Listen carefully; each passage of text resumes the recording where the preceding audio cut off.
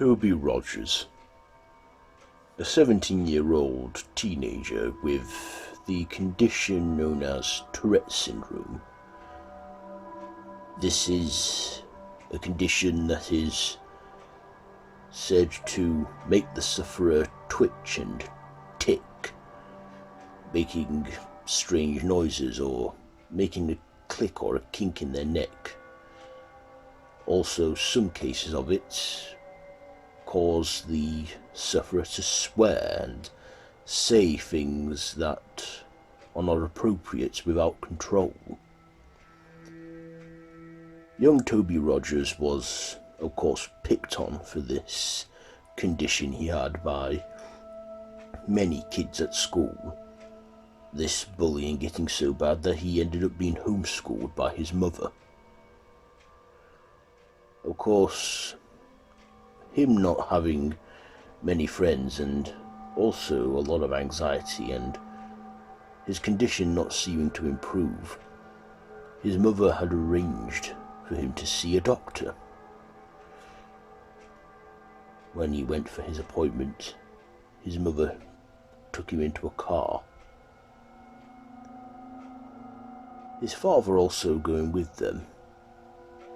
Of course, last time he was in a car was when his sister was killed as she drove and crashed into a tree, killing her in a unpleasant way. Of course, all of this brought back terrible memories for the young boy. Eventually, at one point,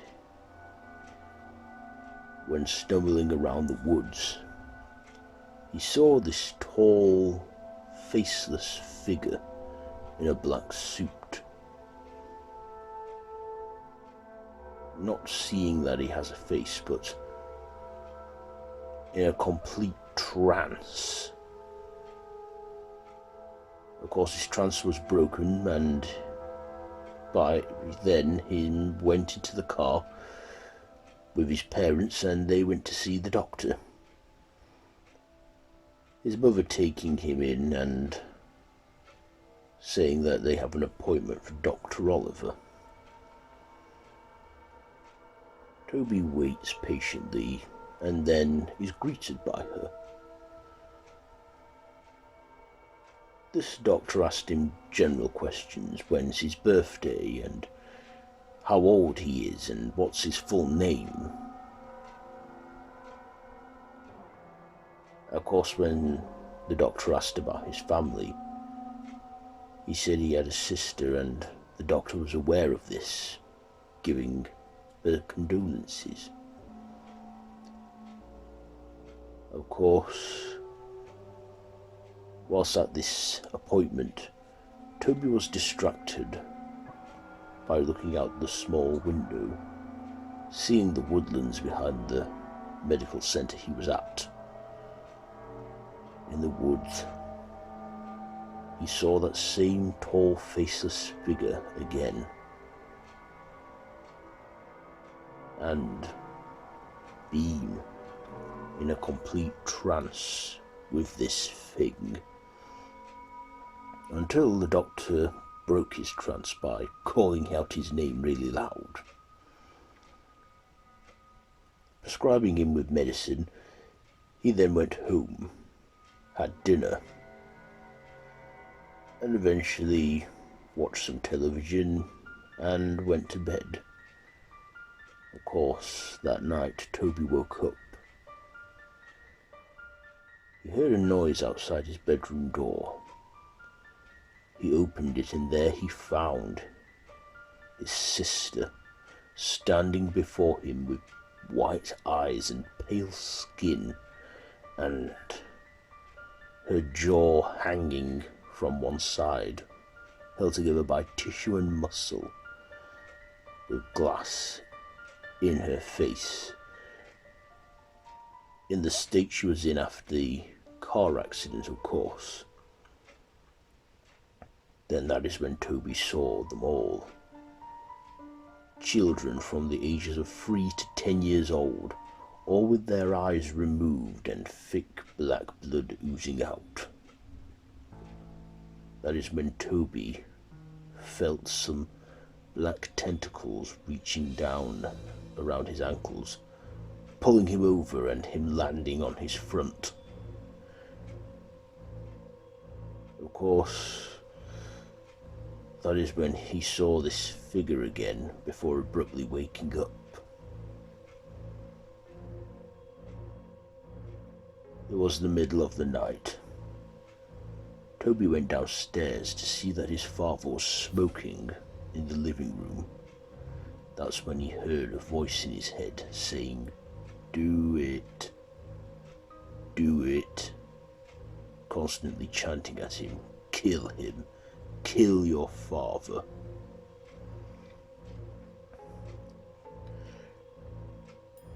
Toby, going into the kitchen, he found the biggest knife he could find, and that is when he attacked his father.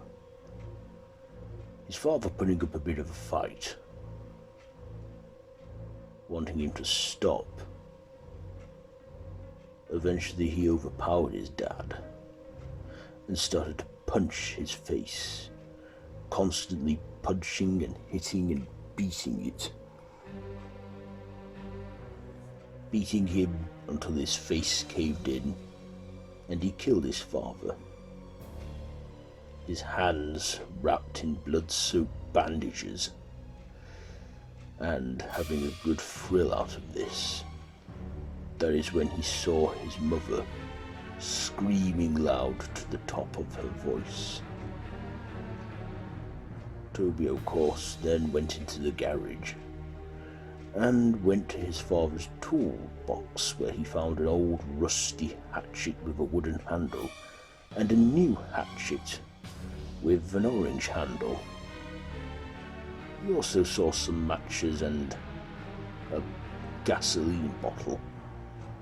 He had the hatchets in one hand and the gasoline and matches in the other, where he then set out a trail, attempting to burn his house to the ground, sirens in the background getting closer and louder. Toby, of course, killing both his parents at this point. Of no return, he lost all his sanity.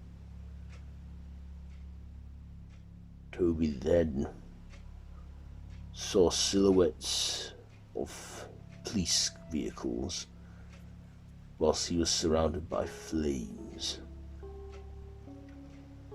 That's when Toby went into the woods, where he had this person touch him on his shoulder, looking.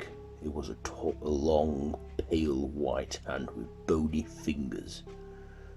Looking up, he saw that this tall figure, the figure that he'd been seeing, a tall, faceless man with tentacles and a black suit and a red tie, with no features on his face, yet making direct eye contact with Toby. He saw this tall man and wandered off deep into the woods with him. This tall man, of course, turned out to be no one other than the Slender Man. Toby had become his proxy, and Toby was never seen or heard from again, until 3 weeks later.